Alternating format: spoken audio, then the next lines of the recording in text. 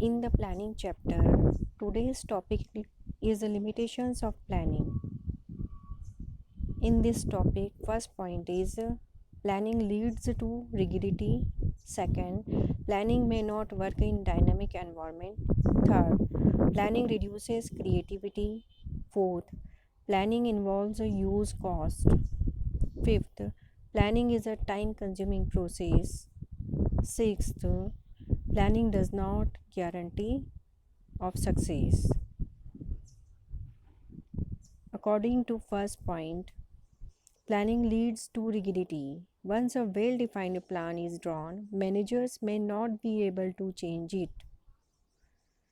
एक बार जब मैनेजर ने प्लानिंग कर ली है तो मैनेजर के लिए उसे चेंज करना पॉसिबल नहीं होता है, वो बार बार प्लान को चेंज नहीं कर सकता है. The business environment change rapidly but managers is committed to execute the predefined plan. It may not be positive result to the business.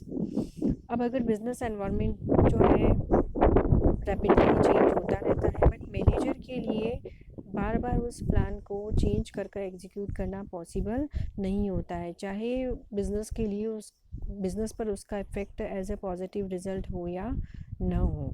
क्योंकि एक बार जो प्लानिंग की जाती है उस प्लानिंग में एक तो प्लानिंग क्या होती है, टाइम कंज्यूमिंग प्रोसेस होती है, उसमें बहुत सारी मेंटल एक्सरसाइज हमें करनी पड़ती है. देन उसके बाद में क्या होता है, आपका प्लान प्रिपेयर होता है, देन फिर आप उस प्लान को क्या करते हो, एग्जीक्यूट करते हो. तो ऐसी कंडीशन में बार बार मैनेजर के लिए पॉसिबल नहीं होता है न्यू प्लान बनाना और उसे एग्जीक्यूट करना, चाहे उसके रिज़ल्ट पॉजिटिव हो या फिर नेगेटिव हो.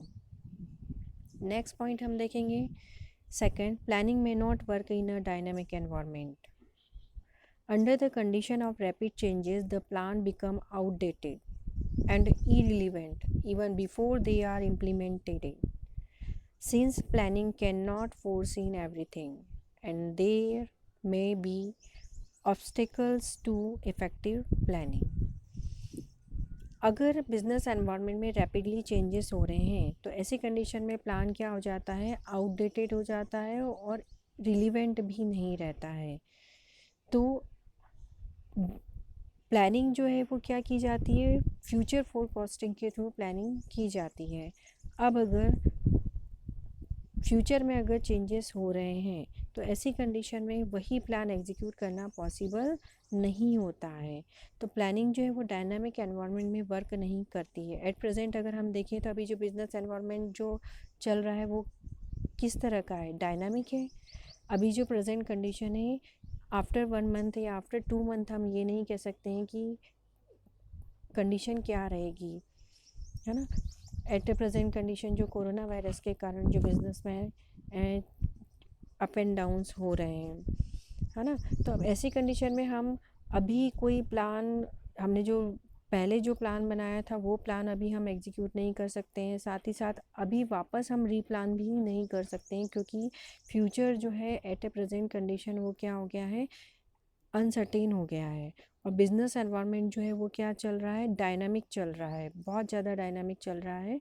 तो अकॉर्डिंग टू दिस कंडीशन अभी हम एट ए टाइम कोई भी प्लानिंग नहीं कर सकते हैं क्योंकि planning is based on certain assumptions about future. क्योंकि प्लानिंग क्या है, अजम्पशन बेस्ड होती है, जो कि हम किसको ध्यान में रखकर अजम्पशन करते हैं, फ्यूचर को. तो जब एट ए प्रेजेंट कंडीशन फ्यूचर ही सर्टेन नहीं है तो ऐसी कंडीशन में हम प्लानिंग कैसे कर सकते हैं.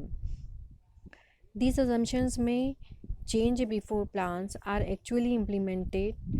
Plans may fail in if the change are very frequent.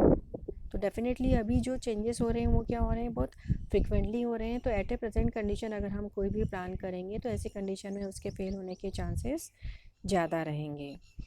Next हम देखेंगे, प्लानिंग रिड्यूसेस क्रिएटिविटी. प्लानिंग क्या करती है, क्रिएटिविटी को रिड्यूस करती है. Planning is an activity which is done by the top management. Usually the rest of the members are blind followers of the plan. Thus much of initiative और creativity inherent in them gets lost or reduced. अब planning के क्या है, किसके through की जाती है, top management के थ्रू की जाती है। और जो अदर मेंबर्स हैं वो जस्ट क्या करते हैं, जो टॉप मैनेजमेंट ने प्लानिंग की है उस प्लानिंग को वो क्या करते हैं, जस्ट फॉलो करते हैं। वो उसमें न तो चेंजेस कर सकते हैं, न ही एडवाइस दे सकते हैं, है ना। तो अब ऐसी कंडीशन में ये है कि अगर कोई पर्सन उसमें इनिशिएटिव नहीं ले सकता है या फिर उसके साथ साथ कोई भी उसमें इंटरफेयर नहीं कर सकता है, तो इस तरह से प्लानिंग क्या कर रही है, क्रिएटिविटी को ही रिड्यूस कर रही है। मतलब ये कि एक बार आपने जो प्लान बना लिया आप उसमें क्या कर सकते हैं, चेंजेस नहीं कर सकते हैं, है ना। तो जितनी भी प्लानिंग की जाती है वो किसके थ्रू की जाती है, टॉप मैनेजमेंट के थ्रू की जाती है। और टॉप मैनेजमेंट के थ्रू जो प्लान बनाया जाता है उसमें कोई भी पर्सन किसी भी तरह का चेंज नहीं कर सकता है। तो इस तरह से प्लानिंग क्या करती है, क्रिएटिविटी को रिड्यूस करती है। नेक्स्ट है planning involves huge cost. Planning is an expensive process. Collection, analysis, and evaluation of the different information, facts, and alternatives involve a lot of expenses. Sometimes costs incurred may not justified and benefits derived from the plan. Planning process is very expensive. Small and medium sized concern cannot be afford these. अब planning process क्या होती है, बहुत ज़्यादा expensive होती है। इसमें use cost जो है इन्वॉल्व होती है, क्योंकि जब आप प्लान बना रहे होते हैं तो आपको बहुत सारे डाटास कलेक्ट करने होते हैं, एनालिसिस करना होता है, इवैल्यूएशन करना होता है, डिफरेंट डिफरेंट सोर्सेज से इंफॉर्मेशन आपको गेन करनी होती है। तो इन सब चीज़ों में कॉस्ट भी क्या होती जाती है, इंक्रीज़ होती जाती है। तो क्योंकि आजकल कोई भी काम जो है वो बिना पैसे के नहीं होता है, हर काम के लिए आपको कुछ ना कुछ अमाउंट क्या करना होता है, पे करना होता है। तो ऐसी कंडीशन में इन सारी इंफॉर्मेशन को गैदर करने के लिए आपको एक्सपेंडिचर करना होता है, जिससे कि प्लान जो है वो क्या होता है, उसकी कॉस्ट, प्लानिंग की जो कॉस्ट होती है वो इंक्रीज़ होती जाती है। बहुत सी बार ऐसा भी होता है कि आपको किसी अदर पर्सन को एज अ प्लानर अपॉइंट करना होता है, तो ऐसी कंडीशन में आपको उसे उसकी कंसल्टेशन फ़ीस भी देनी होती है ना। तो इस तरह से प्लानिंग जो है उसमें यूज़ कॉस्ट जो होती है वो इन्वॉल्व होती है। अब अगर देखें तो प्लानिंग प्रोसेस जो है, स्मॉल और मीडियम साइज़ जो ऑर्गेनाइजेशंस होते हैं वो इसे अफोर्ड नहीं कर पाते हैं, क्योंकि उसमें कैपिटल इन्वेस्टमेंट कम होता है और उनका जो प्रॉफिट है वो भी क्या हो जाता है, कम हो जाता है। तो इसके कारण वो प्लानिंग जो फंक्शन है, प्लानिंग फंक्शन जो है वो एग्जीक्यूट नहीं कर पाते हैं। नेक्स्ट हम देखेंगे planning is a time consuming process. According to this limitation, planning process is a time consuming process because it take long time to evaluate the alternatives and select the best one. Lot of time is needed to develop planning premises. Whenever there is a need for prompt and immediate decision, then we have to avoid planning. Planning is not practicable during emergencies and crises when quick decisions are not possible.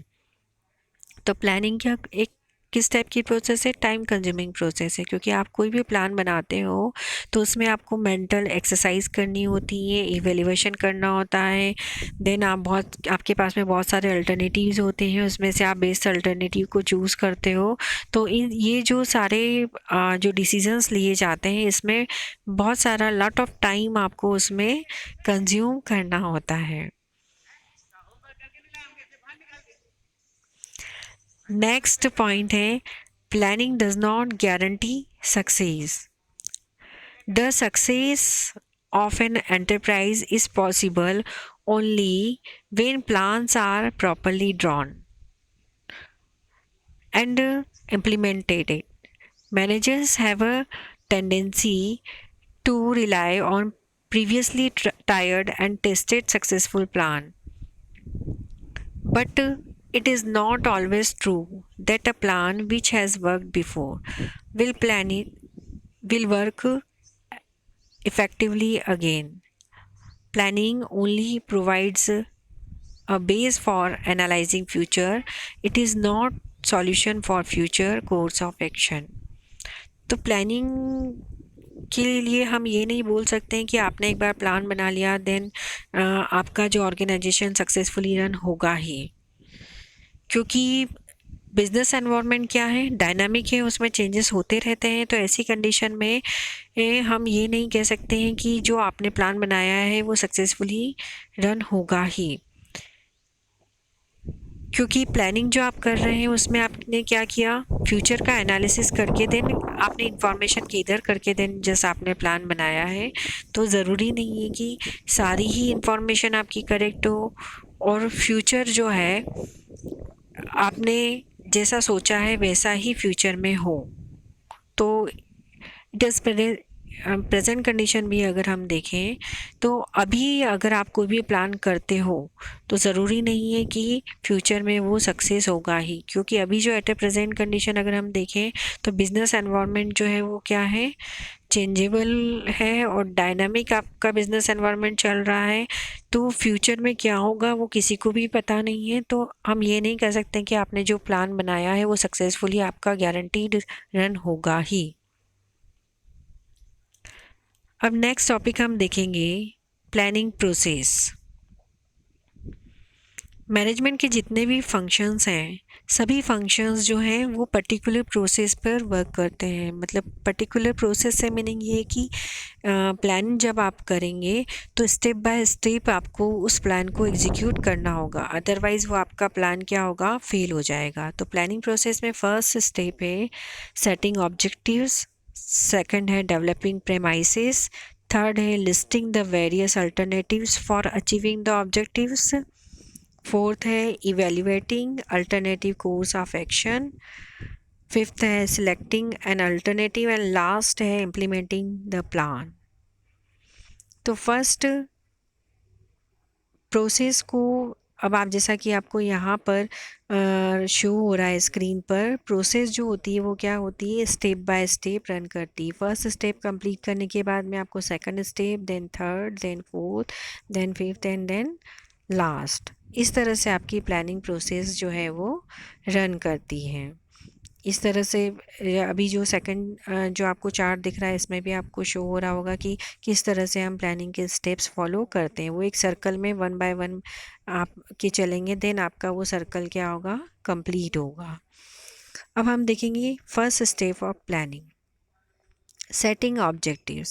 The first and foremost step is setting objective. Objectives are the end result which managers wish to achieve.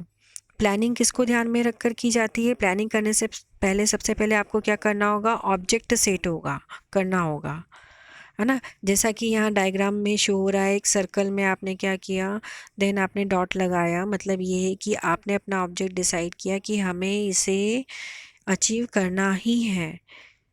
आपका जो end result जो आपने decide किया है उसे achieve करने के लिए हम क्या करते हैं, प्लानिंग करते हैं। They must be specific and clear, वो आपका क्या होना चाहिए, स्पेसिफिक एंड क्लियर होना चाहिए कि आपका टारगेट क्या है। फॉर एग्जांपल 12th क्लास के लिए आपको डिसाइड करना होगा, आपका टारगेट क्लियर होना चाहिए कि आप 80% मार्क्स अचीव करना चाहते हैं, 90% मार्क्स अचीव करना चाहते हैं। देन टारगेट के अकॉर्डिंग फिर आप क्या करेंगे, प्लान करेंगे। Every organization must have certain objective. Objectives may be set for the entire organization and for each department or unit within the organization. They give directions to all departments. If the end result is clear, it becomes easier to work towards the goal. है ना। Example given in an objective of increasing sales by 20% in the next quarter. अब यहाँ पर आपने object क्या decide किया कि next quarter में हमारा जो सेल्स है वो कितना इंक्रीज़ होना चाहिए, 20% इंक्रीज़ होना चाहिए। तो 20% इंक्रीज़ करने के लिए आपने जो ये जो ऑब्जेक्ट डिसाइड किया है उसके लिए आपको क्या करना होगा, सारे ही जितने भी डिपार्टमेंट्स आपने ऑर्गेनाइजेशन में डिवाइड किए हैं सभी को आपको डायरेक्शन देना होगा और उन्हें क्लियर इंस्ट्रक्शन देने के साथ साथ आपको ये देखना होगा कि वो वर्क प्रॉपर एफिशिएंसी से और इफ़ेक्टिवली कंप्लीट कर रहे हैं या नहीं कर रहे हैं, तभी आप अपने ऑर्गेनाइजेशन के गोल को अचीव कर पाएंगे। नेक्स्ट अब देखेंगे डेवलपिंग प्रेमाइसेस। अब आपने आपका टारगेट डिसाइड कर लिया, देन उसके अकॉर्डिंग आप प्रेमाइसेस जो है वो डेवलप करेंगे। Premises refers to making assumptions regarding future. Premises are the base on which plans are made. Forecast is the technique of gathering information. Common forecasts are made to find out the demand of product, change in government policy, tax rate, competition, etc. है ना। अब आपने जो target decide किया है उसके according आप क्या करेंगे, आप प्रेमाइसेस डेवलप करेंगे। प्रेमाइसेस से मीनिंग ये है कि आप इन सिंपल वर्ड हम रिसोर्सेज भी बोल सकते हैं। मतलब आप कौन किस टाइप की टेक्निक्स आप यूज़ करेंगे इंफॉर्मेशन गैदर करने के लिए। आप जो गवर्नमेंट पॉलिसीज़ में जो चेंजेस हो रहे हैं उन चेंजेस को आप ध्यान में रखेंगे। आप ये देखेंगे कि कस्टमर की डिमांड जो है वो मार्केट में किस टाइप के प्रोडक्ट की है, टैक्स रेट में क्या क्या चेंजेस हो रहे हैं, आपके मार्केट में कॉम्पिटिटर्स कितने हैं। तो इन सब को ध्यान में रखते हुए आप क्या करोगे, फोरकास्टिंग करोगे। Assumption about the future environment of a business are known as a planning premises.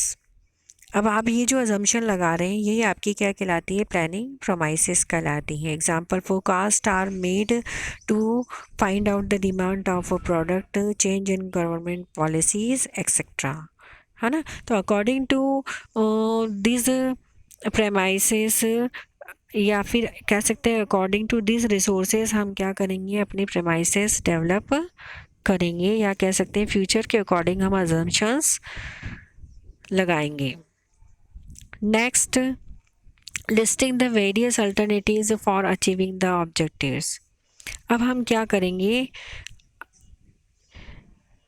आप अपने ऑब्जेक्ट के अकॉर्डिंग अल्टरनेटिव्स की आप लिस्ट प्रिपेयर करेंगे। Once objectives are set and assumptions are made, then the next step is to identify all possible alternatives, course of actions to achieve the objectives. For example, in order to achieve the organization objective of increasing profit, the alternative way may be increasing selling price, purchasing new technology machines, increase the efficiency of workers by giving proper training, है ना। अब आपने अपना objective क्या set किया, according to this example कि आप अपना प्रॉफिट इंक्रीज़ करना चाहते हो। तो प्रॉफिट इंक्रीज़ करने के लिए आपके पास में बहुत सारे ऑप्शन है, option 1, option 2, option 3 and option 4, जैसा कि डायग्राम में शो हो रहा है। फर्स्ट ऑप्शन क्या है आपके पास में, आप क्या कर सकते हो, अपनी सेल प्राइस इंक्रीज़ कर सकते हो, देन प्रॉफिट आप ज़्यादा गेन कर सकते हो। नेक्स्ट है आप न्यू टेक्नोलॉजी की मशीन आप परचेज़ कर सकते हो। न्यू टेक्नोलॉजी की अगर आपने मशीन परचेज़ की तो डेफिनेटली आपके प्रोडक्ट की क्वालिटी इंक्रीज़ होगी, जिससे आपका प्रॉफिट भी इंक्रीज़ होगा। या फिर आप क्या कर सकते हो, increase the efficiency of workers to giving proper training. आप क्या कर सकते हो, अपने वर्कर्स को ट्रेनिंग प्रोवाइड कर सकते हो, जिससे कि उनकी एफिशिएंसी इंक्रीज़ होगी। एफिशिएंसी इंक्रीज़ होने से आपकी प्रोडक्ट की क्वालिटी एंड क्वांटिटी इंक्रीज़ होगी, जिससे भी आपका क्या होगा, प्रॉफिट इंक्रीज़ होगा, है ना। तो ये आपके पास में 3 ऑप्शंस हैं। अब आपके ऊपर डिपेंड करता है कि आप कौन सा ऑप्शन जो है वो क्या करेंगे, आप चूज़ करेंगे अपने ऑब्जेक्टिव को अचीव करने के लिए, ये आपके ऊपर डिपेंड करेगा। नेक्स्ट हम देखेंगे evaluating alternative course of action. अब आपने जो डेवलपमेंट किया है, किसका डेवलपमेंट कोर्स ऑफ, जो आपने अल्टरनेटिव्स यहाँ पर जो लिस्ट आपने चूज़ की है ना।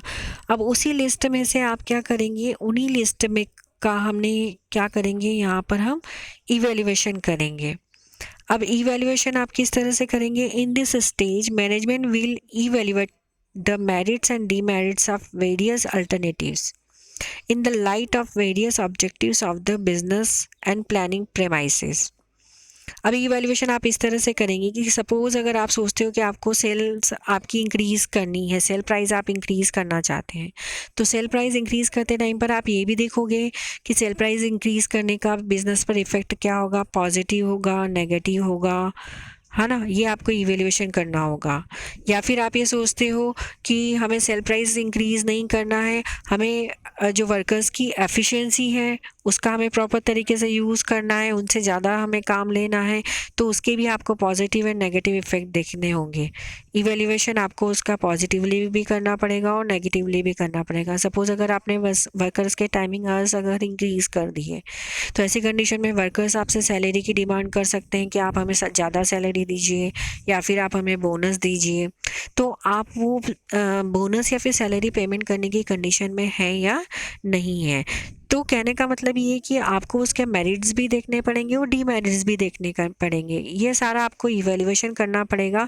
देन आपको देखना होगा कि कौन सा जो अल्टरनेटिव है वो ज़्यादा अच्छा है, मतलब सेटिस्फैक्ट्री है, वेरी गुड है, एक्सीलेंट है या आउटस्टैंडिंग है। तो जो आउटस्टैंडिंग होगा देन वो हम क्या करेंगे, कोर्स ऑफ एक्शन यहाँ पर हम चूज़ करेंगे after evaluation. Next, selecting an alternative. After analyzing the merits and demerits, the most appropriate alternative is selected. अब हमने ऊपर क्या किया, पूरा एनालिसिस किया, जो हमारे पास में 3 अल्टरनेटिव्स हैं उनके मेरिट्स एंड डीमेरिट्स देखकर, देन एनालिसिस करने के बाद में हम क्या करेंगे, सिलेक्शन करेंगे कि हमें कौन सा अल्टरनेटिव जो है वो क्या करना है, चूज़ करना है। This is the real point of decision making. ये ही डिसीजन मेकिंग का रियल पॉइंट है, जहाँ पर आप डिसीजन ले रहे हैं कि हमें किस अल्टरनेटिव को लेकर देन अपना वर्क जो है वो इम्प्लीमेंट करना है। The best plan is to be adopted and implemented. Example, selecting or purchasing new machine with advanced technology is the best solution for increasing sale and profit। अब यहाँ पर हमने सिलेक्शन किसका किया है कि हम क्या करेंगे, न्यू मशीन्स जो है एडवांस टेक्नोलॉजी की वो हम परचेज़ करेंगे, जिससे हमारी सेल्स भी इंक्रीज़ होगी और प्रॉफिट भी इंक्रीज़ होगा, है ना। तो हमने जो 3 अल्टरनेटिव्स थे उनमें से कौन सा अल्टरनेटिव चूज़ किया, न्यू मशीनरी परचेज़ का। Okay, then after implementing the plan, अब हमने सेलेक्ट कर लिया कि हम न्यू मशीन परचेज करेंगे, देन अब हम इस प्लान को क्या करेंगे, इम्प्लीमेंट करेंगे। Implementing the plan means putting the plan into action so as to achieve the objectives of business, doing what is required. For example, if there is a plan to increase production, then more labor, more machinery will be required. This step would also involve organizing for labor and purchase of machine, है ना। अब आपने implement plan किया कि हम क्या करेंगे, machinery purchase करेंगे। तो मशीनरी परचेज करने पर आपको क्या होगा, जितनी मशीनरी के रिक्वायरमेंट है अकॉर्डिंग टू आपका प्रोडक्शन जो है वो क्या होगा, इंक्रीज़ होगा। तो प्रोडक्शन इंक्रीज़ करने के साथ साथ हमें क्या करना होगा, उन मशीन को रन करने के लिए हमें लेबर की भी ज़रूरत पड़ेगी। तो ये है कि आपने प्लान तो course of plan of action आपने चूज़ कर लिया, अब उस प्लान को इम्प्लीमेंट करने के लिए भी हमें देखना होगा कि किस तरह से हम उस प्लान को एग्जीक्यूट कर सकते हैं और हमें उसके लिए किन किन चीज़ों की रिक्वायरमेंट होगी। देन लास्ट है follow up. Planning is a continuous process, so managers job does not get over simply putting the plan into action. तो प्लानिंग क्या है, कंटिन्यूस प्रोसेस है। अब आपने प्लान जो है वो इम्प्लीमेंट कर दिया, बट ये कि आफ्टर इम्प्लीमेंटेशन भी आपको ये देखना होगा कि प्लान जो है वो प्रॉपर तरीके से एग्जीक्यूट हो रहा है या नहीं हो रहा है। To see whether plan are being implemented and activities are performed according to schedule is also part of the planning process. During follow-up, many adjustments are made in the plan. Monitoring the plan is equally important to ensure the objectives are achieved, है ना। Follow up लेना ज़रूरी है, क्योंकि बिना follow up के आपको पता नहीं चलेगा कि प्लान जो है वो प्रॉपर तरीके से एग्जीक्यूट हो रहा है या नहीं हो रहा है। क्योंकि फॉलोअप से ही आपको पता चलेगा कि जो आपने प्लान एग्जीक्यूट किया है वो कितना सक्सेस हो रहा है। तो success is in the follow up. Success किससे मिलेगी आपको, फॉलोअप से आपको सक्सेस मिलेगी, अदर किसी से भी आपको सक्सेस नहीं मिलेगी। तो प्लान जो आपने जो प्लान बनाया है तो प्लानिंग का लास्ट स्टेप आपका हो गया फॉलोअप। अब आपने जो फॉलोअप लिया है उससे आपको पता चलेगा कि प्लानिंग आपकी अगर सक्सेसफुली रन हो रही है, देन आप उस प्लान को क्या करोगे, कंटिन्यूसली एग्जीक्यूट करोगे। और अगर आपको फॉलोअप में पता चलता है कि प्लानिंग जो है वो प्रॉपरली एग्जीक्यूट नहीं हो रही है, देन दैट कंडीशन आपको क्या करना होगा, उस प्लान को वापस हमें चेंज करना होगा। अगर आप प्लान को चेंज नहीं करेंगे तो ऐसी कंडीशन में आप अपने बिजनेस या फिर कह सकते हैं ऑर्गेनाइजेशन को सक्सेसफुली रन नहीं कर पाएंगे। ओके, आई होप आपको ये टॉपिक अच्छे से समझ में आ गया होगा। कल हम नेक्स्ट लेक्चर में नेक्स्ट टॉपिक देखेंगे। Okay, today's topic is over, thank you.